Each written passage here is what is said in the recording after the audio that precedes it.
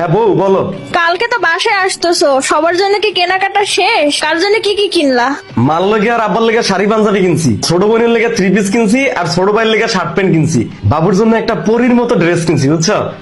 আর তোমার লেগে একটা নাকফুল আর পুঁথিতে কাজ করা একটা লাল টুকটুকে শাড়ি কিনছি। সবার জন্য কিনলা, তোমার জন্য কিছু কিনলা না? আরে দূর বউ, কি যে কও না, আমার কি আর ঈদের বয়স আছে? তোমার ঈদের বয়স নাই মানে? তুমি অন্তত পক্ষে নিজের জন্য একটা পাঞ্জাবি তো আরে কিনলা। লাগবো না, গত বছরে যে পাঞ্জাবিটা আছে না, ওটা লন্ডি দিয়ে ধোয়া ইস্ত্রি করে নিছি, একদম চকচকা নতুন হয়ে গেছে। ওইটা দিয়েও এবার ঈদটা কাটাই দেবো। আমি এত কিছু বুঝি না, তুমি নতুন পায়জামা পাঞ্জাবি কিনলা আরে বউ বাস। বুঝতেছো না কেন?